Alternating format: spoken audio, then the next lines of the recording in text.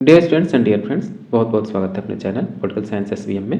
प्यारे दोस्तों, आपके एग्ज़ाम बेहद नज़दीक हैं और उसके लिए ज़रूरी है कि आप अपनी तैयारी अब शुरू कर दीजिए। जो भी आपने पढ़ा उसको रिवाइज करना शुरू कीजिए और ख़ासकर उसी क्रम में आज हम लोग जो बीए थर्ड सेमेस्टर है पॉलिटिकल साइंस यानी राजनीति विज्ञान का जो फर्स्ट पेपर है पोल 201 पॉलिटिकल प्रोसेस इन इंडिया, इसका जो प्रीवियस ईयर क्वेश्चन पेपर है या ओल्ड क्वेश्चन पेपर है उसको सॉल्व करने वाले हैं। देखिए, पुराने क्वेश्चन पेपर सॉल्व करने से फ़ायदा ये मिलता है कि जो पैटर्न है वो समझ में आ जाता है, कौन कौन से क्वेश्चन किस टॉपिक से ज़्यादा टच किए जा रहे हैं, कौन से क्वेश्चन रिपीट हो सकता है कि नहीं। और कुछ ऐसे क्वेश्चन होते हैं लगभग 40% जो रिपीटेड होते हैं, तो आप ज़रूरी है कि आप पुराने क्वेश्चन को एक बार ज़रूर देख लीजिए। ऑलरेडी हम लोग के चैनल पे अपलोडेड है, आप चाहें तो चैनल पे विजिट करके देख सकते हैं। सॉरी, आइए सॉल्व करते हैं BA third semester political science का फर्स्ट पेपर, जिस पेपर का नाम है पॉलिटिकल प्रोसेस इन इंडिया। आगे बढ़ने से पहले आपसे रिक्वेस्ट है कि प्लीज़ आप चैनल को ज़रूर से ज़रूर सब्सक्राइब कीजिए, साथ ही वीडियो को लाइक कीजिए, कमेंट कीजिए और अपने दोस्तों में अधिक से अधिक शेयर कीजिए और सपोर्ट करने के लिए आप चैनल को ज्वाइन भी कीजिए। पहला क्वेश्चन देखिए, भारत में लोकतांत्रिक प्रक्रिया का प्रारंभ हुआ था, यानी भारत में लोकतंत्र जो है उसकी शुरुआत कब से हुई, जो उसका प्रोसेस है, प्रक्रिया है, कब से मानी जाती है? जब आपका देश आज़ाद हुआ तब नहीं, जब पूर्णतः जब आपका संविधान लागू हो गया, सबको समान अधिकार मिले, सबको मौलिक अधिकार मिले, या राजनीतिक या मतदान संबंधी जितने अधिकार मिले, ये सब आपका 26 जनवरी 1950 को जब संविधान लागू तो एक मुक्त रूप में यह सार्वभौमिक व्यस्त मताधिकार प्राप्त हुआ। यहीं से आपकी भारत में लोकतांत्रिक प्रक्रिया का प्रारंभ माना जाता है। तो ऑप्शन ए राइट आंसर होगा। दूसरा क्वेश्चन देखिए, जम्मू और कश्मीर राज्य को विशेष राज्य का दर्जा किस अनुच्छेद में दिया गया था? बेहद महत्वपूर्ण प्रश्न है और आसान सा प्रश्न है, आप बचपन से सुनते आ रहे होंगे। तो ये आंसर नंबर 1A, धारा 370 को जम्मू और कश्मीर को एक विशेष राज्य के रूप में दर्जा प्राप्त था, जो कि 2019 के अधिनियम के तहत इसको समाप्त कर दिया गया है। अगला प्रश्न है, संविधान सभा का अस्थायी अध्यक्ष कौन था? बेहद महत्वपूर्ण है, संविधान सभा का अस्थायी अध्यक्ष कौन था? ये अस्थायी अध्यक्ष पूछ रहा है, न कि अध्यक्ष। तो अस्थायी अध्यक्ष जो थे आपके कौन थे? डॉक्टर सच्चिदानंद सिन्हा थे। डॉक्टर राजेंद्र प्रसाद जो थे ये स्थायी अध्यक्ष थे और इनकी जो नियुक्ति हुई, संविधान सभा जब पहले दिन बैठी 9 दिसंबर 1946 को, तो सबसे वरिष्ठ व्यक्ति यही थे। तो वरिष्ठता के आधार पर इनको एक दिन के लिए अस्थायी अध्यक्ष चुना गया। तो ऑप्शन डी राइट आंसर होगा। अगला प्रश्न है, प्रथम पंचवर्षीय योजना शुरू की गई थी। तो भारत में प्रथम पंचवर्षीय योजना कब प्रारंभ की गई? तो ये पंचवर्षीय योजना जो है आपकी 1952 से प्रारंभ होती है। तो ऑप्शन बी राइट आंसर होगा। अगला प्रश्न देखिए कि नीति आयोग की स्थापना की गई। तो नीति आयोग जो इसकी स्थापना 1 जनवरी 2015 से कार्यरत है और ये पहले इससे पूर्व जो योजना आयोग है उसका इसने स्थान लिया या उसको समाप्त करके नीति आयोग के का निर्माण किया गया। तो ऑप्शन ए राइट आंसर हो, 1 जनवरी 2015। क्वेश्चन नंबर 6 है, केंद्रीय समाज हितकारी बोर्ड का गठन किया गया था। तो केंद्रीय हितकारी समाज जो आपका सेंट्रल सोशल वेलफेयर बोर्ड है, CSW बोलते हैं जिसको, इसकी स्थापना 1952 में की गई। क्वेश्चन नंबर 7 है, पंचायती राज व्यवस्था ने संवैधानिक दर्जा प्राप्त किया। संवैधानिक जो पंचायती राज व्यवस्था है संवैधानिक दर्जा इसको कब प्राप्त हुआ? तो 24 अप्रैल 1993 को इसको संवैधानिक दर्जा प्राप्त किया गया। और जो आपका संविधान संशोधन है 73वां संविधान संशोधन 1992 के द्वारा इसको संवैधानिक दर्जा प्रदान किया गया, जिसके तहत आपके जो ग्राम पंचायत है उसमें त्रिस्तरीय सरकारों की स्थापना की गई। तो ऑप्शन ए राइट आंसर होगा। क्वेश्चन नंबर 8 है, पंचशील सिद्धांत संबंधित है किससे? कृषि नीति, उद्योग नीति, विदेश नीति और रक्षा नीति। तो पंचशील सिद्धांत जो है आपका विदेश नीति से संबंधित है और ये सिद्धांत किसके द्वारा दिया गया? जो आपके प्रथम प्रधानमंत्री हुए जवाहरलाल नेहरू के द्वारा दिया गया। क्वेश्चन नंबर 9 है कि राजनीतिक प्रक्रिया संबंधित है। तो राजनीतिक जो प्रक्रिया है किससे संबंधित है? तो राजनीतिक प्रक्रिया में क्या क्या शामिल होता है? एक तो आपका इलेक्टोरल प्रोसेस यानी चुनाव प्रक्रिया, वो इसमें राजनीतिक दल यानी पॉलिटिकल पार्टीज भी शामिल होती हैं और जो आपके इंटरेस्ट और प्रेशर ग्रुप भी होते हैं इसमें शामिल होते हैं। तो ये सब तीनों मिला के राजनीतिक प्रक्रिया प्रारंभ होती है। तो ऑप्शन डी राइट आंसर होगा। क्वेश्चन नंबर 10 है कि राजनीतिक व्यवस्था व्यापक है, संक्षिप्त है या दोनों? तो जो राजनीतिक व्यवस्था है वो आपकी व्यापक है, संक्षिप्त नहीं है। तो ऑप्शन ए राइट आंसर होगा। क्वेश्चन नंबर 11 है, भारतीय संविधान ने व्यवस्था बनाया है किसको? तो संविधान ने एकल नागरिकता के प्रदान किया। भारतीय नागरिक को भारतीय संविधान में के द्वारा एकल नागरिकता प्राप्त है, केवल एक नागरिकता। लेकिन जब आप यूएसए में जाएंगे तो वहाँ दोहरी नागरिकता प्राप्त है, याद रखिएगा। लेकिन भारतीय संविधान जो है, भारतीय संघीय व्यवस्था में केवल एकल नागरिकता का सिद्धांत या प्रारूप प्राप्त है, यह व्यवस्था है। क्वेश्चन नंबर 12 है, अर्धसंघवाद व्यवस्था का क्या लाभ है? राष्ट्रीय एकीकरण, राष्ट्रीय एकता, सहयोग एवं समन्वय या उपरोक्त सभी।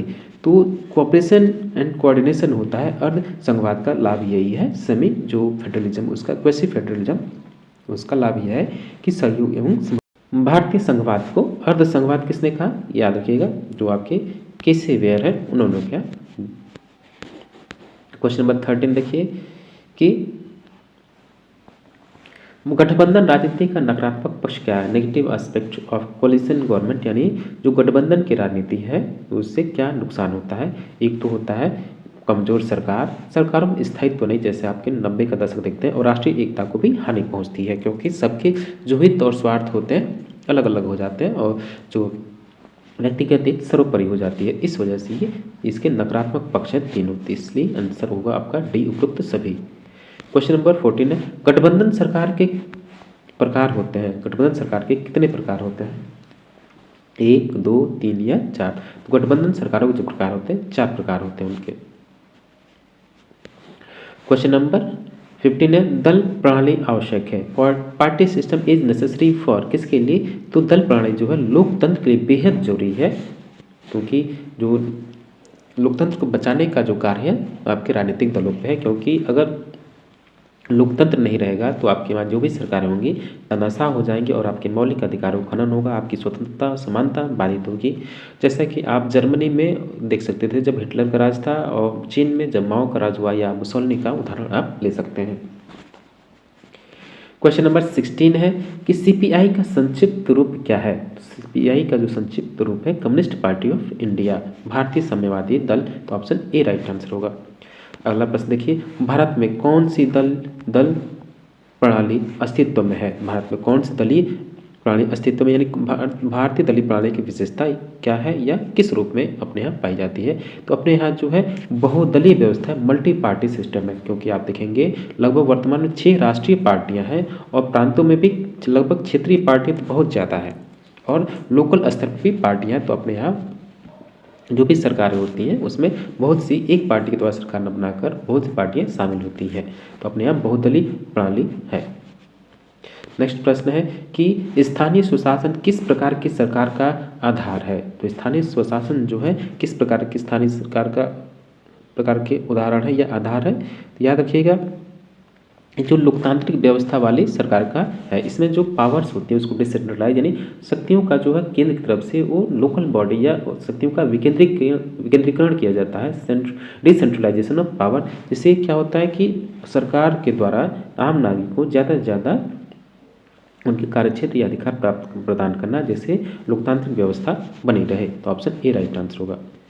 क्वेश्चन नंबर 19 है, पंचायती राज व्यवस्था में महिलाओं का आरक्षण क्या है? पंचायती राज व्यवस्था में महिलाओं का जो आरक्षण है, जो 243D है उसको आप पढ़िएगा।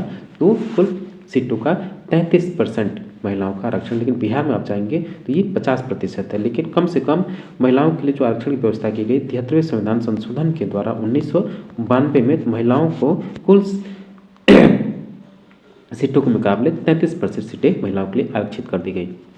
क्वेश्चन नंबर 20 है, जिला का सर्वोच्च अधिकारी कौन है? जिले का जो सर्वोच्च अधिकारी है, याद रखिएगा, जो डिस्ट्रिक्ट मजिस्ट्रेट होता है, जिसको आप डीएम बोलते हैं या जिलाधिकारी बोलते हैं, वो होता है। तो ऑप्शन बी राइट आंसर होगा। अगला प्रश्न, बलवंत राय मेहता समिति रिपोर्ट कब सौंपी गई? 1957 या 1958 या 1959 या 1960? 1957 में बलवंत राय मेहता जो है उसकी रिपोर्ट सौंपी गई। 73वां संविधान संशोधन 1992 किससे संबंधित है? तो जो 73वां संविधान संशोधन अधिनियम 1992 है वो आपकी पंचायती राज व्यवस्था से संबंधित है। और कोई पूछते 74वां संविधान संशोधन किससे संबंधित है? तो आपके जो शहरी निकाय है नगर पंचायत से संबंधित है। क्वेश्चन नंबर 23 देखिए, गोरखपुर में नगर निगम की स्थापना कब किया गया? तो ये क्वेश्चन आपका याद रखिएगा डाउट में है, इसका आंसर अभी क्लियर नहीं है, छोड़ दीजिए। क्वेश्चन नंबर 24 है, कृषि किस अनुसूची में शामिल है? 11वीं सूची, 12वीं सूची, 6ठी सूची अनुसूची या 5वीं अनुसूची? जो 11वीं कृषि जो है आपके याद रखिएगा जो 7वीं अनुसूची है उसमें केंद्र राज्यों की विधायी शक्तियों का पृथक्करण है, लेकिन इसमें है नहीं। तो 7वीं सूची में जो आपकी राज्य सूची है उसमें शामिल है। तो ये क्वेश्चन ही गलत है, ऑप्शन इसके ठीक नहीं। क्वेश्चन नंबर 25 है कि पंचायत समिति का क्षेत्र है। पंचायत समिति का क्षेत्र क्या है? गांव, शहर, जिला या खंड। याद रखिएगा जो पंचायत समिति है वो आपका खंड यानी ब्लॉक स्तर पे है, जिसको आप क्षेत्र पंचायत समिति या बीडीसी बोलते हैं, ब्लॉक डेवलपमेंट काउंसिल, उसको। तो ये है आपका डी। अगला प्रश्न देखिए कि दबाव समूह जो है निम्नलिखित में से कौन सा तरीका नहीं अपनाते हैं? तो जो प्रेशर ग्रुप्स हैं, याद रखिएगा अपने कामों को क्या मतलब कि किसी प्रकार अपने हितों के अनुसार वो सरकार पर या विभिन्न सरकारी संस्थाओं पर दबाव डालते हैं बिना किसी विरोध प्रदर्शन के, या वो चुनाव देखिए लॉबिंग तो करते हैं, संगोष्ठी भी करते हैं, बैठक करते हैं, लेकिन वो चुनाव नहीं लड़ते हैं। ये प्रत्यक्ष रूप से इसमें शामिल नहीं होते बल्कि अप्रत्यक्ष रूप से सरकार की नीतियों को प्रभावित करते हैं। तो ऑप्शन बी राइट आंसर होगा, वो चुनाव नहीं लड़ते हैं, बाकी लॉबिंग, संगोष्ठी और बैठक करते हैं। 27 देखिए कि आमंड और पावल के वर्गीकरण में निम्नलिखित में से क्या सम्मिलित नहीं है? तो इंस्टीट्यूशनल, एसोसिएशनल और नॉन एसोसिएशनल और एनोमिक प्रेशर ग्रुप्स की बात करता है, लेकिन सुरक्षात्मक समूह की बात नहीं करता है। तो ऑप्शन डी राइट आंसर होगा। दबाव समूह अपने हितों की पूर्ति के लिए कौन सा साधन अपनाते हैं? याद रखिएगा कभी कभी संवैधानिक साधन भी अपना सकते हैं और कभी कभी गैर संवैधानिक साधन भी अपनाते हैं। तो ऑप्शन सी राइट आंसर होगा, दोनों साधन अपनाते हैं। तो ऑप्शन सी राइट आंसर होगा। क्वेश्चन नंबर 29 है कि प्रथम भारतीय महिला संघ का गठन किस नगर में हुआ था? तो प्रथम भारतीय महिला संघ का गठन आपका मद्रास में हुआ था। क्वेश्चन नंबर 30 है मतदान व्यवहार किसका रूप है? मतदान व्यवहार जो होता है आपका वो राजनीतिक पॉलिटिकल बिहेवियर का रूप है। इससे आपके मनुष्य जो होता है, जो व्यक्ति या मतदाता होता है, किन आधारों पे वो अपना मतदान करता है उसी के व्यवहार के अध्ययन को हम कहते हैं राजनीतिक व्यवहार। तो ऑप्शन बी राइट आंसर होगा। क्वेश्चन नंबर 31 विषय जिसमें चुनाव की प्रक्रिया का अध्ययन किया जाता है, यानी the subject in which we study electoral process, यानी चुनाव प्रक्रिया का जिस अध्ययन के रूप में करते हैं, जिस प्रक्रिया के अध्ययन के रूप में करते हैं, किस अध्ययन में करते हैं, तो उसका नाम क्या है? तो उसे बोलते हैं सेफोलॉजी। ऑप्शन ए आपको कभी भूलना नहीं है, ये बेहद महत्वपूर्ण प्रश्न है। 32 देखिए मतदान व्यवहार के निर्धारक तत्व क्या है? तो मतदान व्यवहार के निर्धारक तत्व से तात्पर्य कि कोई मतदाता किन किन आधारों या क्या सोचकर किसी को मत देता है या अपना वोट देता है। तो एक तो किस वर्ग का है, किस धर्म का है और किस जाति का, इस तीनों ही चीज़ें उसको प्रभावित करती हैं। इसलिए मतदान व्यवहार के जो निर्धारक तत्व हैं वर्ग है, धर्म है, जाति है। तो ऑप्शन डी राइट आंसर होगा, उपयुक्त सभी। क्वेश्चन नंबर 33 है भारत में चुनावी प्रक्रिया के अध्ययन का सर्वप्रथम प्रारंभ किसने किया था? योगेंद्र यादव, सत्येंद्र या अशोक लाहिड़ी? तो याद रखिएगा योगेंद्र आंसर यादव इसके आंसर होंगे। क्वेश्चन नंबर 34 है कास्ट शब्द की उत्पत्ति लैटिन भाषा के किस शब्द से हुई है? सॉरी मैं गलती बोल दिया। कास्ट शब्द की उत्पत्ति जो हुई है लैटिन भाषा के शब्द से हुई है। भारत को धर्मनिरपेक्ष राज्य घोषित किया गया है।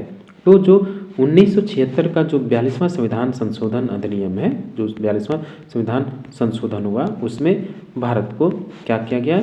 जो पंथ निरपेक्ष या धर्मनिरपेक्ष राज्य घोषित किया गया 1976 में, और श्रीमती इंदिरा गांधी की सरकार थी। तो ऑप्शन ए राइट आंसर होगा। क्वेश्चन नंबर 36 अनुसूचित जनजाति की कुल संख्या भारत में है। अनुसूचित जनजाति की कुल संख्या हम नहीं बता सकते, परसेंटेज ये गलत है, क्वेश्चन ही गलत है, छोड़ दीजिए। अन्य पिछड़े वर्गों को भारत में कितने प्रतिशत आरक्षण दिया जाता है? तो 27%। जो ओबीसी अदर बैकवर्ड क्लास है उसको आप शैक्षणिक संस्थाओं या सरकारी सेवा में कुल कितने प्रतिशत आरक्षण है? 27% आरक्षण है। क्वेश्चन नंबर 38 है भारतीय संविधान किस अनुच्छेद से चुनाव संबंधित है? किस अनुच्छेद से? जो आपका 324 से लेकर 329 है, उसमें आपका जो इलेक्शन कमीशन ऑफ इंडिया है ECI, उसकी व्यवस्था की गई है। तो ऑप्शन ए राइट आंसर होगा। 39 देखिए नेक्स्ट क्वेश्चन कि वयस्क मताधिकार व्यवस्था संविधान के किस अनुच्छेद में प्राविधानित है। तो वयस्क मताधिकार संविधान के किस में, तो अनुच्छेद जो आप 27 है उसमें इसका प्रावधान है। तो ऑप्शन सी राइट आंसर होगा। और लास्ट क्वेश्चन है, अलगाव की राजनीति का उदाहरण क्या है। यानी अलगाव की राजनीति होती है कि आप राज्य से अलग रहें, देश से अलग रहें, इसके उदाहरण क्या है। तो पंजाब का मुद्दा भी, पंजाब में भारत से अलग होना चाहता था। कश्मीर भी और पूर्वोत्तर का भी मुद्दा है कि जो भारत से अलग होना चाहते, यही है अलगाव की राजनीतिक उदाहरण। तीनों है तो ऑप्शन डी राइट आंसर होगा उपरोक्त सभी। तो डियर स्टूडेंट्स, ये था आपका पोल 201 पॉलिटिकल प्रोसेस इन इंडिया, जो आपका जो थर्ड सेमेस्टर पॉलिटिकल साइंस के स्टूडेंट हैं उनके लिए प्रीवियस ईयर क्वेश्चन पेपर, जिसको मैं सॉल्व किया। आप इसको अच्छे से रिवाइज कीजिए, पढ़िए, अपने पेपर की तैयारी कीजिए। और चलते चलते फिर आपसे वही पुराना रिक्वेस्ट, प्लीज़ प्लीज़ प्लीज़ आप चैनल को जरूर सब्सक्राइब करें। Thank you for watching.